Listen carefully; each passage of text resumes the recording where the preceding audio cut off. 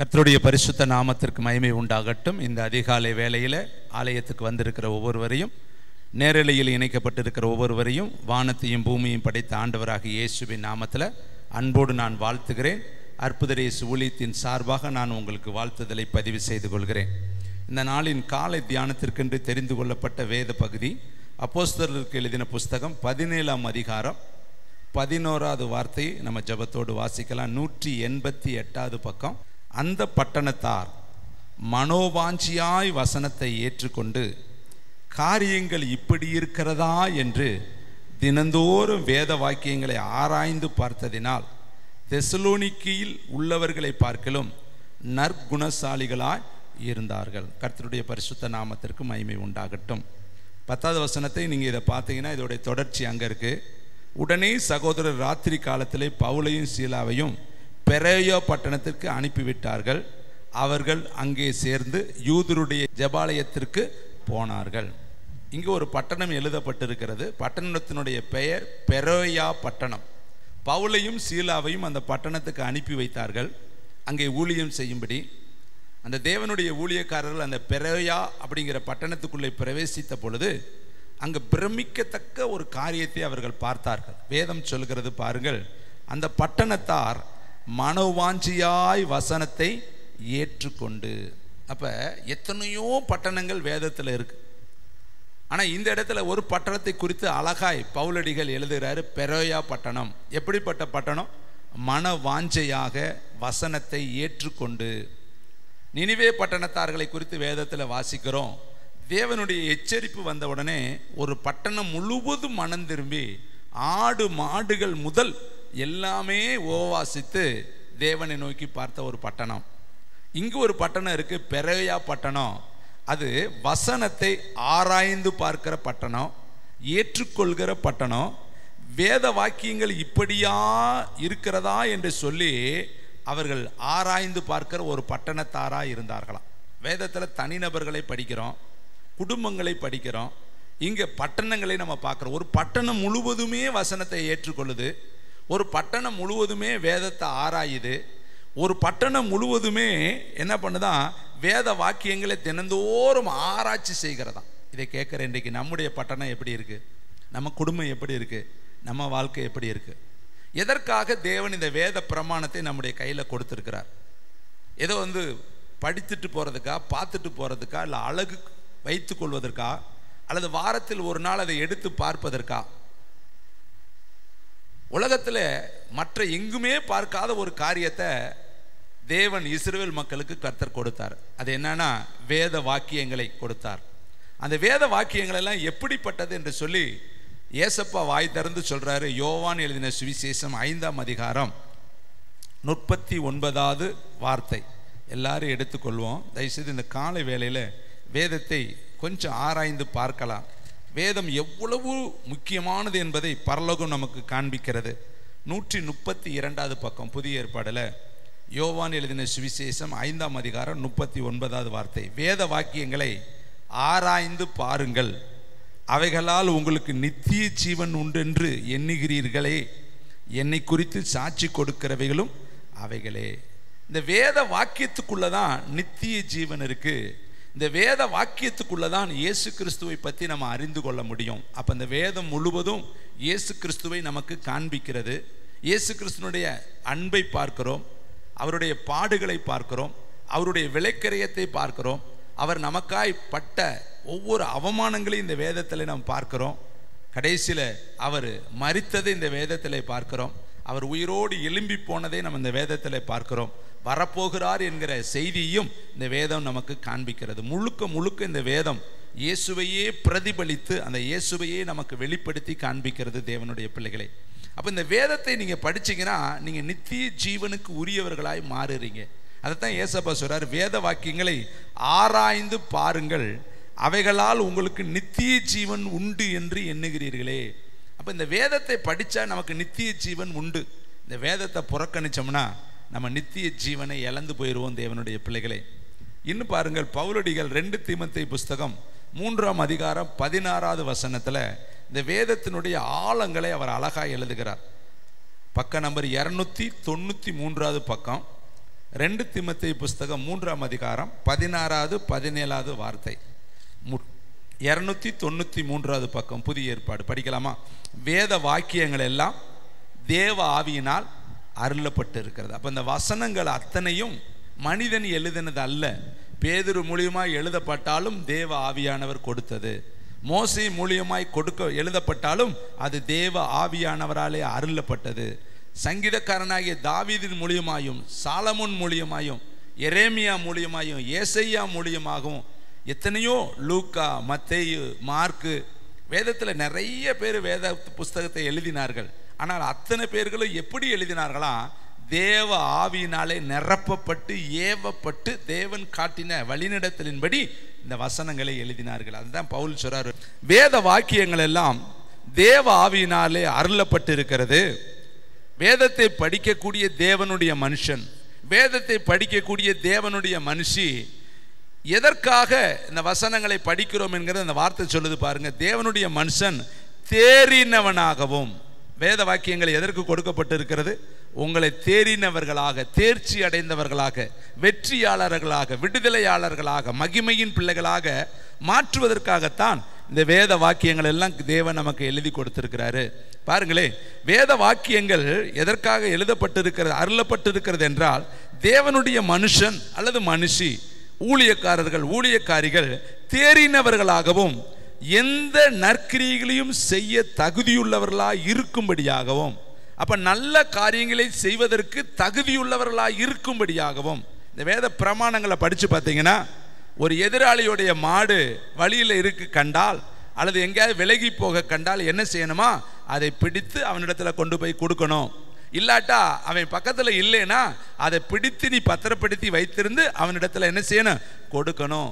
ஒரு வேலைக்காரனுடைய கூலி ஒரு நாள் கூட உன்னிடத்தில் இருக்கக்கூடாது. இதெல்லாம் கர்த்தர் எழுதி வைத்திருக்கிறாரு. ஒரு வயலில் நீ ஒரு கட்டை மறந்துட்டு போயிட்டேன்னா அந்த கட்டை எடுப்பதற்கு நீ திரும்பி வரக்கூடாது.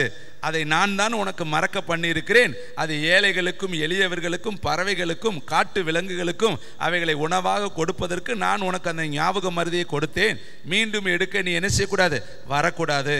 ஒரு குருவி கூட்டை கண்டாயாகில் அந்த கூட்டில் இருக்கிற குருவியை நீ பறக்க விட்டுட்டு குஞ்சுகளை நீ என்ன செய்யணும்? எடுத்துக்கொள்ளணும். இப்படி வேதத்தில் நிறைய பிரமாணங்களை கர்த்தர் எழுதி வைத்திருக்கிறாரு.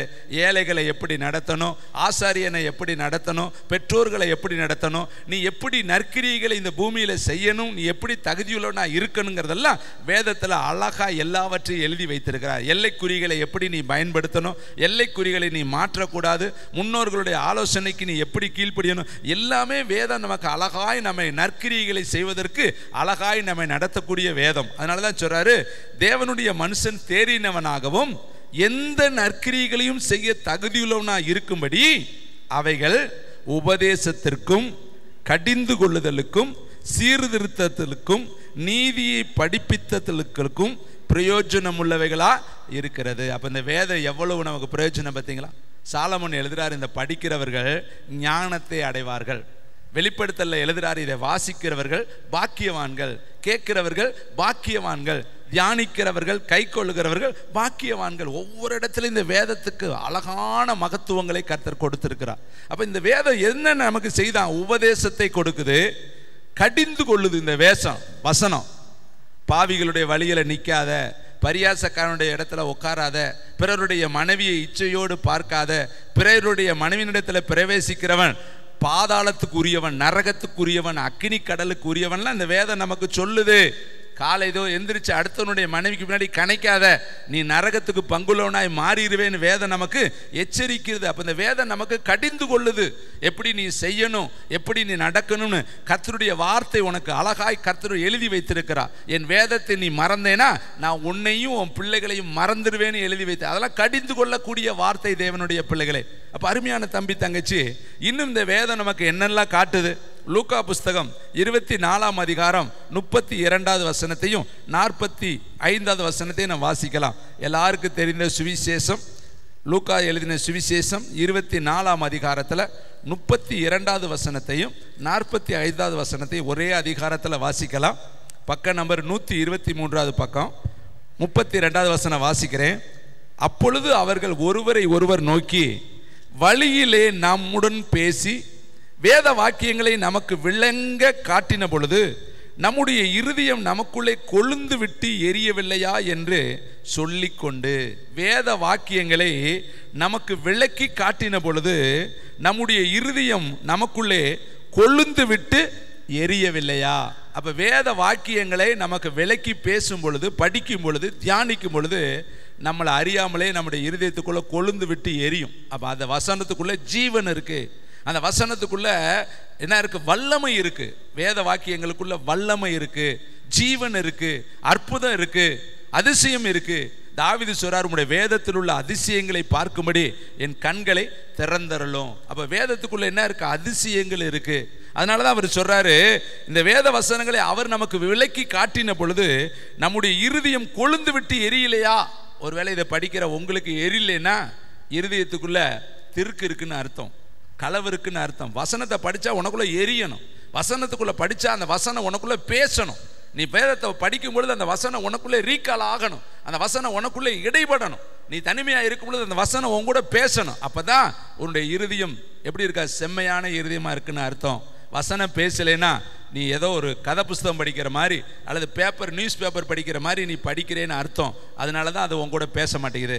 வசனத்தை பயபக்தியோடு நீ படிச்சு பாரு, அந்த வசனம் உன் காலுக்கு தீபமாகவும் உன் பாதைக்கு அது வெளிச்சமாக இருக்கும். அது உனக்கு தலைக்கு மகிமையான கிரீடமாக இருக்கும், அது உன் கைகளுக்கு அலங்காரமான மோதிரமாக இருக்கும், அது உன் களத்துக்கு அழகான சரப்பணியாக இருக்கும், அது உன்னுடைய வாழ்க்கையை செப்பனிடக்கூடிய வார்த்தையாக இருக்கும். பாருங்களேன், அழகா சொல்றார் அதே அதிகாரம் 45 வசனம்.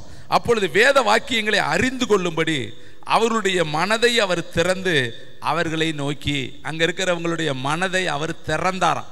எதுக்கு திறந்தாரு? வேத வாக்கியங்களை அறிந்து கொள்ளும்படி மனதை திறந்தாராம். பெரோயா பட்டனார் எப்படி இருந்தாங்களா? வேத வாக்கியங்களை ஆராய்ந்து பார்த்தார். நீங்களும் எத்தனை பிரசங்கம் கேட்கிறோம், எத்தனை நாள் வேதத்தை படிக்கிறோம்? நீங்க பிறந்த நாளிலிருந்து, ஆவிக்குரிய வாழ்க்கையில பிறந்த நாளிலிருந்து இந்த நாள் வரையும் நீங்க கேட்ட பிரசங்கம் ஒரு லட்சக்கணக்கான பிரசங்கம் இருக்கும். நீங்க படிச்ச வேதங்கள் பல லட்ச வேதம் படிச்சிருக்கிறோம். ஆனால் ஆராய்ச்சி செய்து பார்க்கிறோமா? அதுக்காக நேரத்தை செலவு செய்கிறோமா? வேதம் சொல்லுது, நாத்தான் வேலை குறித்து கர்த்தர் சொல்றாரு, உன்னை அத்திமரத்தின் கீழே நான் உன்னை கண்டேன், இதிலும் நீ பெரிதானவைகளை காண்பாய். யாருக்கு அந்த பட்டம் கொடுக்கப்பட்டுச்சு? வேதத்தை யார் கருத்தா தியானித்தார்களோ, யார் வேதத்துக்கு முக்கியத்துவம் கொடுத்தார்களோ, வேத வசனத்தை யார் தியானித்தார்களோ, யார் வேத வசனத்துக்கு நடுங்கினார்களோ, வேதம் சொல்லுது, என்னுடைய வசனத்துக்கு நடுங்குகிறவனையோ நான் நோக்கி பார்ப்பேன். அப்ப வசனத்துக்கு ஒரு நடுக்கம் இருக்கணும். வேதம் இப்படி எழுதி இருக்குதே. யோசேப்பு பாருங்க, அழகான ஒரு பாவம் செய்யக்கூடிய ஒரு சூழ்நிலை, நல்ல ஒரு சூழ்நிலை அவனுக்கு உருவாகியிருக்கு. யாரும் அங்கே கிடையாது. அவன் தான் அந்த வீட்டில் இருக்கிறான், அவள் தான் அந்த வீட்டில் இருக்கிறாள், அவள் தான் அந்த வீட்டினுடைய எஜமாட்டி. எல்லா சூழ்நிலைகளும் அவனுக்கு சாதகமாக இருக்கு. ஆனால் இருதயத்தில் தேவன் இருக்கிறார். அதனால தான் அவன் சொல்றான், தேவனுக்கு விரோதமாய் பாவம் செய்வது எப்படி? அருமையான தம்பி தங்கச்சி, இன்னைக்கு நம்முடைய வாழ்க்கையில பாவம் செய்ய நமக்கு நடுக்க வரணும், பாவம் செய்ய நமக்குள்ள பயம் வரணும், திகில் வரணும். ஏனென்றால் நம்மளை 7 கண்கள் உள்ள தேவன் பார்த்து கொண்டிருக்கிறார். அவர் நியாய தீர்ப்பின் தேவன். நம்ம எப்பயுமே அவரை அன்புள்ளவரா பார்க்காதீங்க, அவர் எரிச்சொல் உள்ள தேவன். அவர் வழியில மோசையை கொல்ல பார்த்த தேவன். வேதம் சொல்லுது, அவர் சவுக்கை எடுத்த தேவன். அவர் சவுக்கை எடுத்து ஆலயத்தில் இருக்கிறவங்களை துரத்தி அடித்த தேவன் என்று சொல்லி வேதம் சொல்லுது. நம்ம அதை மறந்துடுறோம் தேவனுடைய பிள்ளைகளை. ஏன்னா அவருடைய பொறுமையுள்ளவர் தான், நீடிய சாந்தம் உள்ளவர் தான், தயவுள்ளவர் தான், காருண்யம் உள்ளவர் தான், இரக்கத்தில் அவர் சிகரம் தான். ஆனாலும் கூட இன்னொரு பக்கம் அவர் எரிச்சல் உள்ளவர் என்பதையும் பச்சிக்கிற அக்னி என்பதையும் நம்ம மறந்துடக்கூடாது தேவனுடைய பிள்ளைகளை. கோராக்கு கூட்டம் பார்த்தீங்களா? இஸ்ரவேலர்கள் தான், லேவி கோத்திரம். அவங்க லேவி குடும்பத்தார்கள், மோசையுடைய குடும்பத்தார்கள், ஆரோனுடைய குடும்பத்தார்கள். அவர்கள் தான், அவர்களில் ஒரு பிரிவு தான் கோராக்கு கூட்டம். ஆனால் வழியில கர்த்தர் பூமியை பிளந்தாரு. அவர்கள் எல்லாரும் 250 பேர் உள்ள போனார்கள். யார் அவர்கள்? எகிப்திலிருந்து விடுதலையாக்கப்பட்டு கானானை நோக்கி வந்து கொண்டிருக்கிற லேவியர்கள். ஆனால் விரோதமாய் செயல்பட்ட பொழுது, மோசேக்கு விரோதமாய் அல்ல, பரலோகத்துக்கு விரோதமாய் துணிகரமாய் பேச ஆரம்பிக்கும் பொழுது, தேவனுடைய நடத்துதலை அவர்கள் சந்தேகிக்கும் பொழுது கர்த்தருடைய கோபாக்கினை அவர்கள் மேலே இறங்கினது. மீரியா மேல தேவனுடைய கோபாக்கினை இறங்கினது. அவள் குஷ்டரோகியாய் மாற்றப்பட்டு பாளையத்துக்கு புறம்பே 7 நாள் தள்ளப்பட்டாள் என்று சொல்லி வேதம் சொல்லுகிறது. ஆரோன் மேல தேவனுடைய கோபாக்கினை இறங்கினது. அவன் மரித்தான் என்று சொல்லி வேதம் சொல்லு. அவனும் போய் கானானுக்குள்ள பிரவேசிக்கல, இடையிலே அவன் மரித்தா போனான். அருமையான தம்பி தங்கச்சி, தாயே தகப்பனை, ஊழியர்களை, சபையார்களே, தேவனுடைய ஜனத்தாரே, தேவனுடைய பட்சத்தில் இருக்கிற தேவனுடைய பிள்ளைகளே, வசனத்தை ஆராய்ந்து பார்க்கறதுனால நமக்கு நித்திய ஜீவன் உண்டு. அதற்காகத்தான் கர்த்தர் இந்த வசனம் நமக்கு எழுதி கொடுத்திருக்கிறாரு. இன்னும் சில வசனங்களை உங்கள் மத்தியில் நான் வைக்க விரும்புகிறேன். 1052 பக்கம் ஓசியா தீர்க்கதரிசி புஸ்தகம் 1052 பக்கம் எடுத்துக்கொள்வோம். எதற்காகனா உங்களுக்கு வேகமாக வசனம் எடுக்கணும். அதற்காகத்தான் நான் இந்த பக்கத்தோடு நான் உங்களுக்கு சொல்லுகிறேன். 4ஆம் அதிகாரம் 6வது வசனம், என் ஜனங்கள் அறிவு இல்லாமையினால் சங்காரமாகிறார்கள். நல்லா கவனிங்க, என் ஜனம்தான், தேவனுடைய ஜனம்தான். ஆனால் சங்காரமாகிறாங்க, அழிக்கப்படுறாங்க, கொல்லப்படுறாங்க, விலைக்கு விற்கப்படுகிறாங்க, புறம்பாக்கப்படுறாங்க, பல இடத்துல கைதிகளாக இருக்கிறாங்க. காரணம் என்னன்னா அறிவு இல்லாமையினால். நீ அறிவை வெறுத்தாய் என்று கர்த்தர் எழுதி வைக்கிறார்.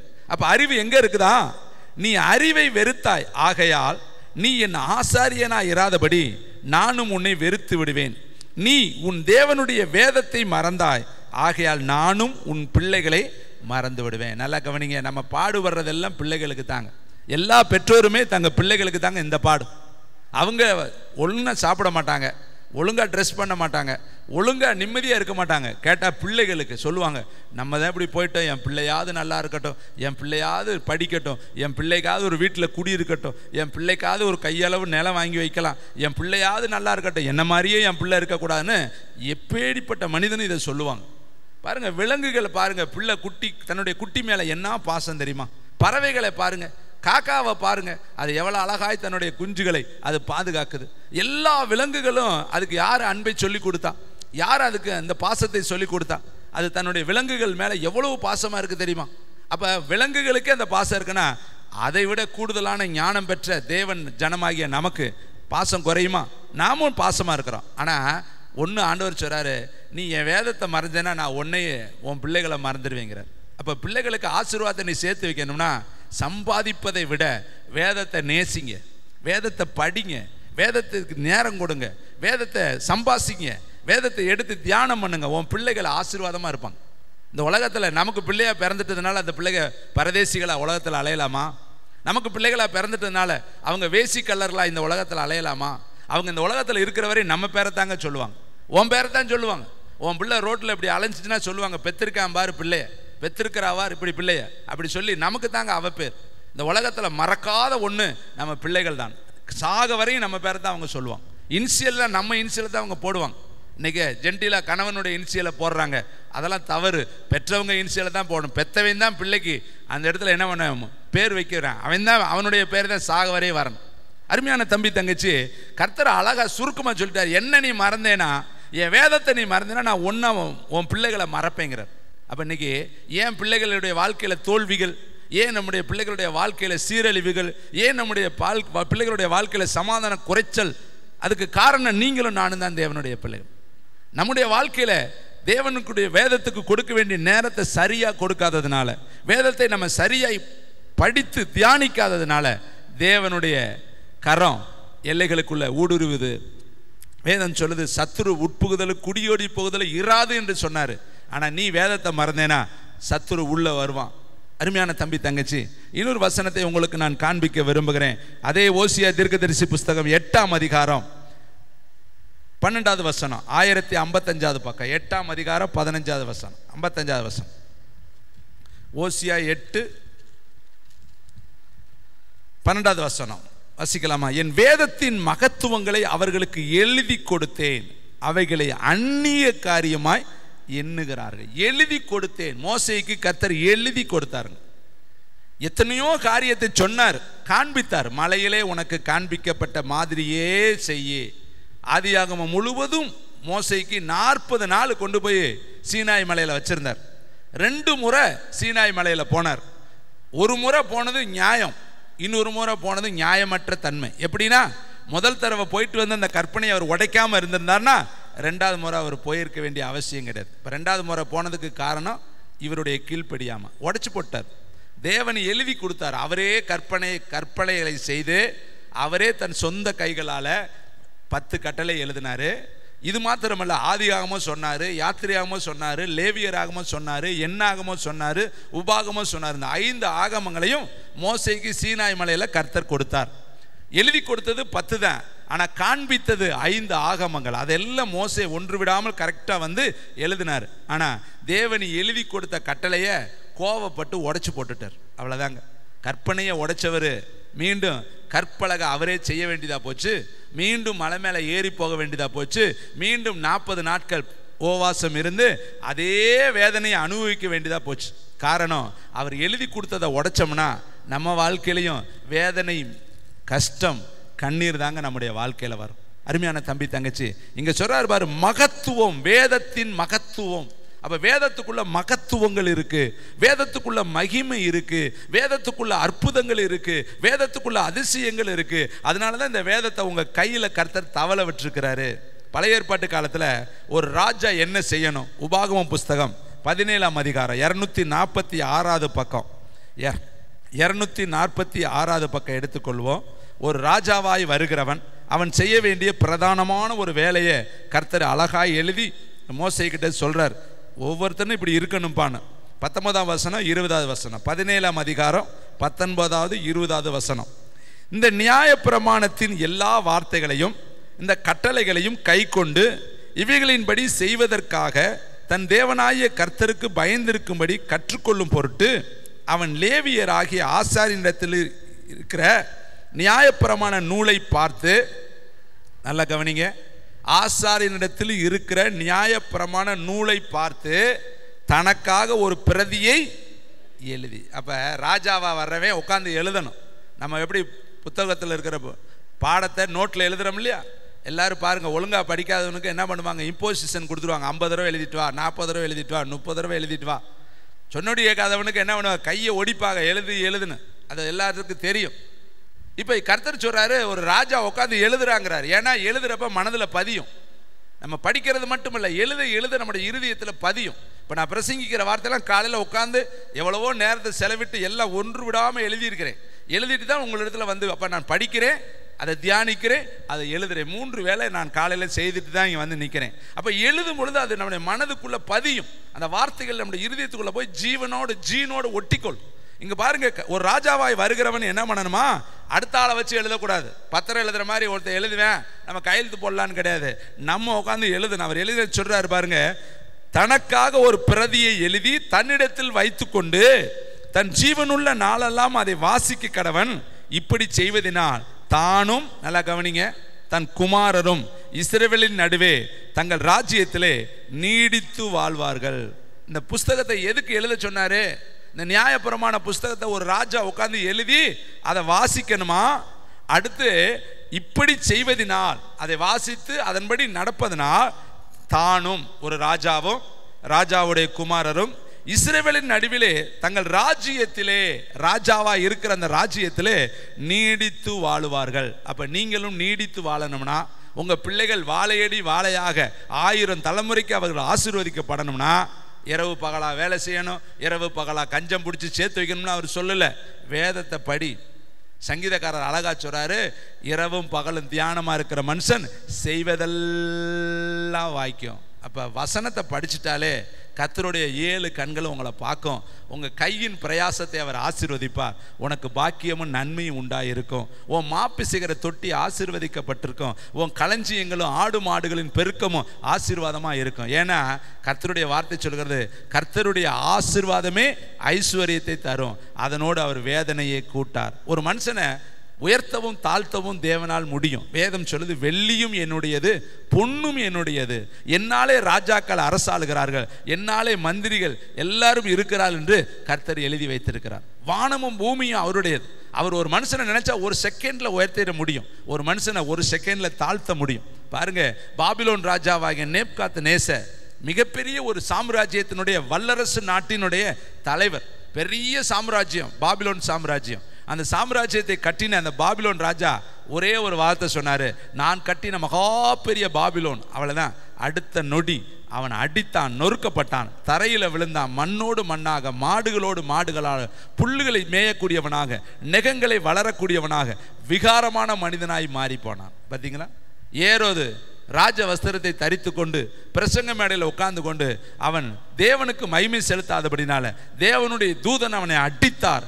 அவன் அந்த இடத்துல செத்தான் என்று வேதத்தில் எழுதப்பட்டிருக்கு. நம்ம கேட்குற தேவனுடைய பிள்ளைகளே, தேவன் இப்படிலாம் செய்வாரா?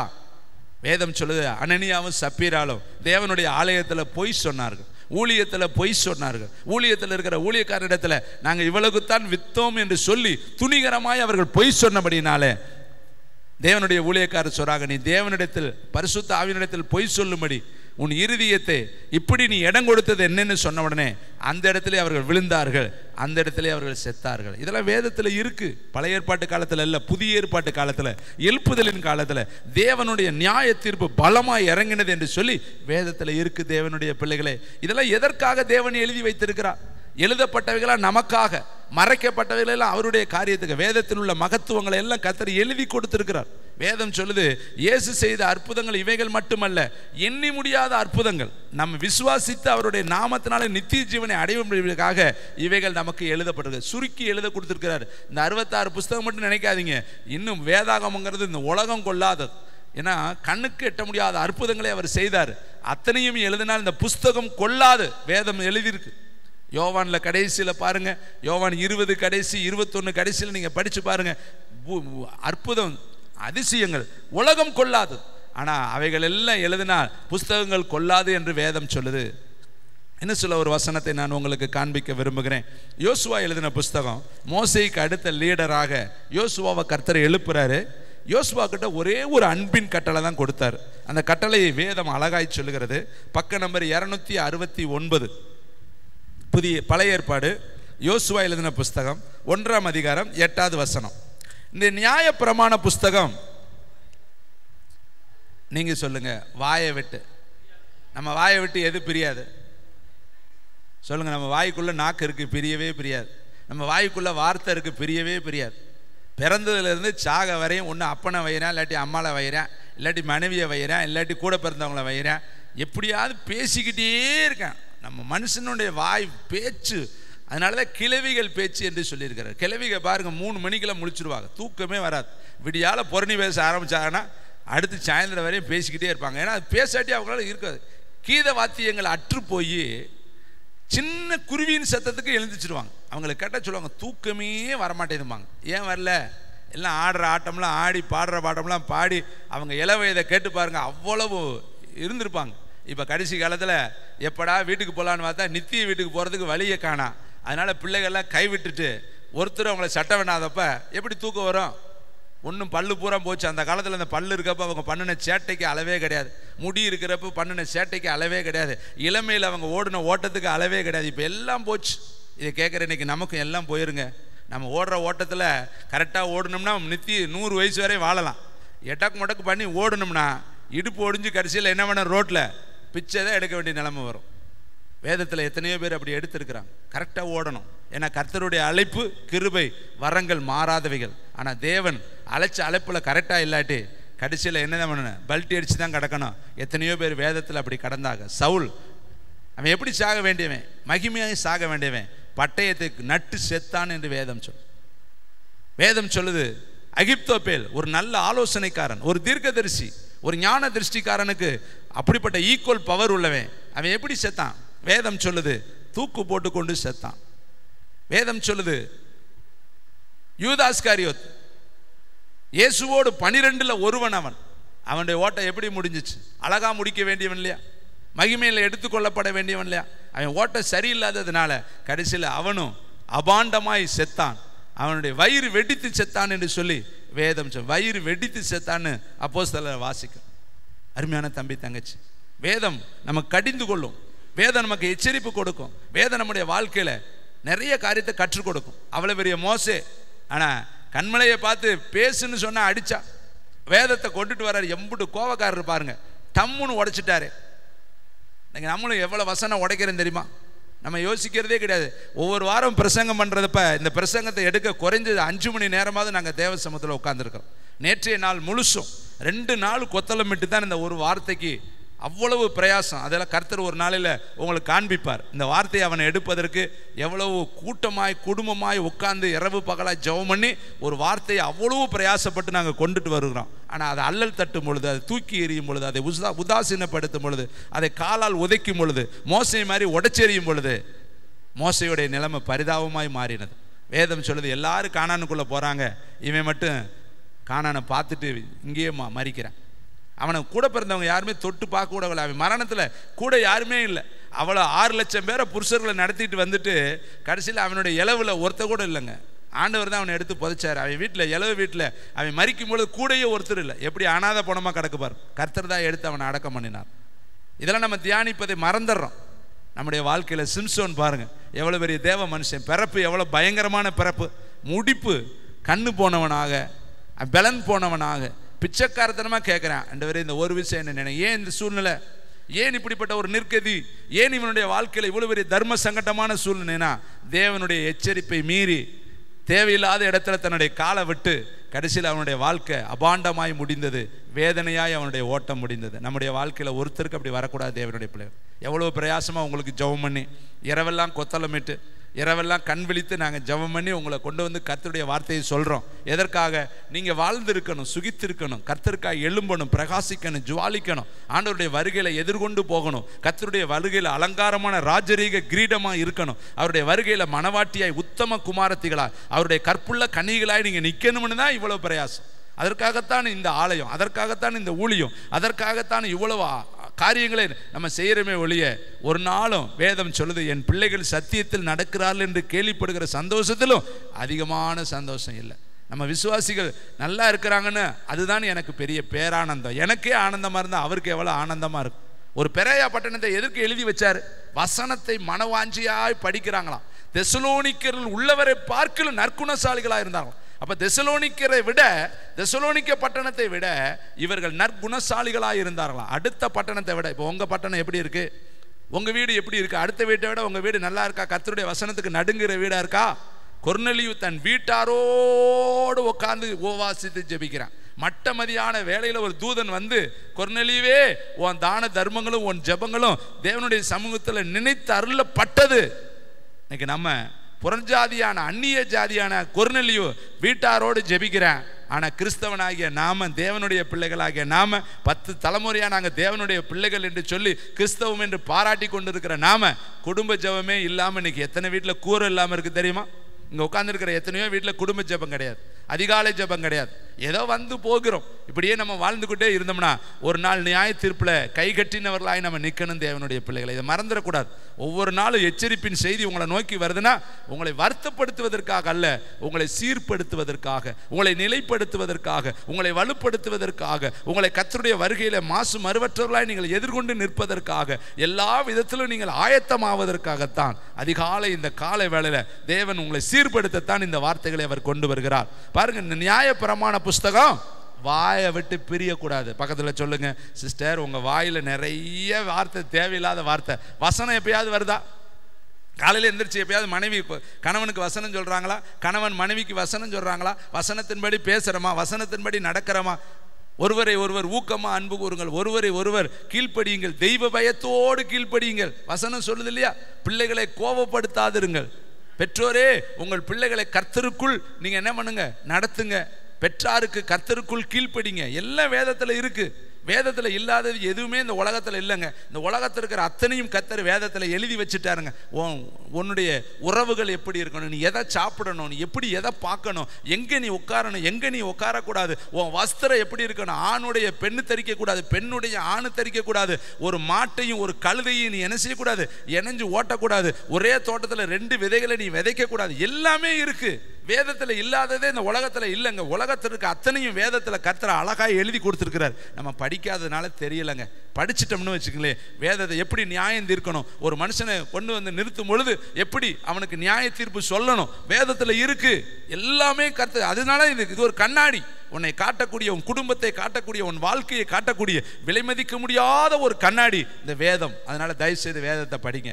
மோசேக்கு பின்னாடி யோசுவாவை கர்த்தர் சொல்றாரு, இந்த புஸ்தகம் உன் வாயை விட்டு பிரியாது இருப்பதாக, நீ இதில் எழுதியிருக்கிறவைகளின் படியெல்லாம் செய்யும்படி நீ கவனமாக இருக்கும்படி இரவும் பகலும் அதை தியானித்து கொண்டிருப்பாயாக. அப்பொழுது நீ உன் வழிகளை வாய்க்க பண்ணுவாய், அப்பொழுது புத்திமானாய். பார்த்தீங்களா? எதுக்கு இந்த வேத புஸ்தகம்? வழிகள் வாய்க்க பண்ணணுமா, புத்திமானாய் நீ விளங்கணுமா. இந்த வசனம் உன் காலுக்கு தீபமாக இருக்கட்டும், உன் பாதைக்கு வெளிச்சமாக இருக்கட்டும். முதல்ல இந்த வசனத்துக்கு நீ நடுங்கணும். ஐயோ கர்த்தர் இப்படி சொல்லி இருக்கிறாரேங்கிற ஒரு நடுக்கம் இல்லைன்னா ஒரு நாள் நீ நடுங்க வேண்டியது வரும். தேவனுடைய பிள்ளைகள் சவுலு துணிஞ்சு போய் அடிக்க போனேன். தமஸ்கு பட்டணத்துக்கு என்ன துணிவு, குதிரையை கண்டா ஏறிடுவாரோ, துணிஞ்சு போவாரோ? அடிச்சாரு பாரு ஆண்டவர், ஒரு அடி கண்ணை பிடுங்கி விட்டார் பார். நடுங்கி திகைத்து, ஆண்டவரே என்ன செய்ய சித்தமாரு. இப்போ என்னாச்சு? இவன் அடுத்தவனை நடுங்க பண்ண பார்த்தான், கர்த்தர் அவனை நடுங்க பண்ணினார். நடுங்கிட்டான், திகைக்கிறான், கர்த்தர் ஆண்டவரே என்ன செய்யணும், ஏன் என் கண்ணு போச்சு? ஒரு நிமிஷம் கைலாகு கொடுத்தார்கள் அப்படின்னா என்ன அர்த்தம்? கண் பார்வை போச்சு. மெயின் சுவிட்சில் கைத்தர் கை வச்சுட்டார், 2 கண்ணும் பீஸ் போயிடுச்சு. இப்போ எலும்பு பார்க்குறான், முழு உலகமும் இருட்டார். 3 நாள் புசியாமல் குடியாமல் ஜெபம் பண்ணி கொண்டு இருக்கிறான். காரணம், அவன் திமுற எத்தனை சபையை உடைச்சான். ஸ்தேவானை கொல்வதற்கு அவன் காரணமாக இருந்தான். சபைகளை பால்படுத்தினான், சபைகளை சிதறடித்தான், சபைகளை வேதனைப்படுத்தினான். கர்த்தர் அவனுடைய வாழ்க்கையில நடுக்கத்தை உருவாக்கினார். இன்னும் 2 காரியம் சொல்லி நான் முடிக்கிறேன். எஸ்ரா வேத ஆராய்ச்சியாளராக இருந்தான். வேதத்தை ஆராயவும் அதன்படி செய்யவும் கட்டளைகளையும் நீதி நியாயங்களை உபதேசிக்கவும் எஸ்ரா தன் இருதயத்தை பக்குவப்படுத்தி வைத்திருந்தான். எஸ்ரா புஸ்தகம் 7ஆம் அதிகாரம் 10ஆம் வசனம். எடுக்க வேண்டாம், நேரம் இல்லை. எஸ்ரா பழைய ஏற்பாட்டு காலத்தில் எப்படி இருந்தானா, வேதத்தின்படி நடக்கவும் நீதி நியாயங்களை கற்பிக்கவும் கற்றுக்கொள்ளவும் உபதேசிக்கவும் தன் இருதயத்தை பக்குவப்படுத்தி வச்சிருந்தானா. இன்னைக்கு உன் இருதயம் எப்படி இருக்கு? வசனத்துக்கு நீ பக்குவப்பட்டிருக்கிறியா? வசனத்தின்படி உன்னுடைய வாழ்க்கையை அமைத்துக் கொள்வதற்கு உன் இருதயத்தை நீ ஒப்பு கொடுத்திருக்கிறியா? இருதயம் திருக்குள்ளது. இருதயத்தை மனுஷன் பார்க்கணும். என் இருதயம் உங்களுக்கு தெரியாது, உங்க இருதயம் எனக்கு தெரியவே தெரியாது. ஆனால் நம்ம 2 பேர்த்தோட இருதயம் பரலோகத்துக்கு தெரியும். அவர் மனுஷன் முகத்தை பார்க்கிறான், கர்த்தரோ இருதயத்தை பார்க்கிறார். அப்போ தேவன் இருதயத்தை பார்க்கிறவர் சொல்றாரு, உன் இருதயத்தை பக்குவமாக வச்சுக்கணும்னா வசனமே உன் காலுக்கு தீபமும் உன் பாதைக்கு வெளிச்சமாக இருக்கட்டும். வசனம் சொல்லுது, யோவான் 1:48 வாசிக்கும் பொழுது, நீ இதிலும் பெரிதானவைகளை காண்பா, ஏன்னா நீ வசனத்தை படிக்கிற. சங்கீத புஸ்தகம் 136, 119, 136, 100, 92 இந்த வசனங்கள் எல்லாம் வாசித்து பார்த்தீங்கன்னா, உங்களுடைய வேதத்தை மனுஷர்கள் காத்து நடவாதபடினால என் கண்ணில் அது கண்ணீர் தார ஓடுதுங்கிறார். உன் வசனம் தான் என் காலுக்கு தீபங்கிறார். உங்களுடைய வசனத்தை நான் எப்படி மறப்பேன்? குறித்த ஜாமத்துக்கு முன்னாடி உங்களுடைய வசனத்தை தியானிக்கும்படி என் கண்கள் விழித்துக் கொள்கிறது. ஒரு ராஜாவுக்கு வேலையே இல்லையா? எவ்வளோ வேலை இருக்கும் அவருக்கு, எவ்வளோ நிர்வாகம் இருக்குது, எத்தனை படை இருக்குது, குதிரைப்படை, யானைப்படை, தேர்ப்படை, காலாட்படை, எவ்வளோ நாட்டு பிரச்சனை. ஆனால் இவர் சொல்றார், குறித்த ஜாமத்துக்கு முன்னாடி என் கண்கள் உங்களுடைய வேதத்தை தியானிக்கும்படி விழித்துக் கொள்கிறது. என் ஜனங்கள் உங்களுடைய வேதத்தை காத்து நடக்காதபடினால் என் கண்களில் கண்ணீர் தாரைகள் வருது. உங்களுடைய வேதத்தை நான் எப்படி மறப்பேன்? இதெல்லாம் அவர் 119 சங்கீதத்தை வீட்டில் போய் தியானிச்சு பாருங்க. அதில் அவ்வளவு அழகாய் வேதத்தினுடைய மகத்துவங்களை அவர் எழுதுறார். இதை கேட்குற தம்பி தங்கச்சி, இன்னைக்கு கர்த்தர் உன்னோடு பேசுகிறார். ஒரு பட்டணமே மன வாஞ்சியாய் வசனத்தை ஏற்றுக்கொண்டா இன்னைக்கு நீங்களும் நானும் ஏற்றுக்கொள்ள வேண்டாமா? எல்லாரும் எழும்பி கர்த்தருக்கு நேராய் நின்று, ஏசப்பா வசனத்துக்கு நான் நடுங்கணும், வசனத்துக்கு நான் கீழ்ப்படியணும், வசனம் என் வாழ்க்கையாய் மாறணும், வசனமே என்னுடைய வாழ்க்கையில் என்னை நடத்தணும், வசனமே எனக்கு முதலாக இருக்கட்டும்னு சொல்லி தயவு செய்து இதுவரை நீ எப்படி இருந்தாலும் பரவாயில்ல, இன்னைக்கு கால வேளையில் ஒப்பு கொடுத்துரு தம்பி தங்கச்சி, தாயே தகப்பனே. நல்ல பிதாவே, நீர் எனக்கு கொடுத்த வார்த்தையை இம்மி மாறாமல் நம்முடைய பிள்ளைகள்கிட்ட சொல்லி இருக்கிறேன். தரையில் விழுந்துடக்கூடாதப்பா, பாறையில் விழுந்துடக்கூடாது, பாதையில் விழுந்துடக்கூடாது, முள்ளில் விழுந்துடக்கூடாது, நல்ல நிலத்தில் விழட்டும். கர்த்தர் ஆசீர்வதியும். இயேசுவின் நாமத்தில் பிதாவே.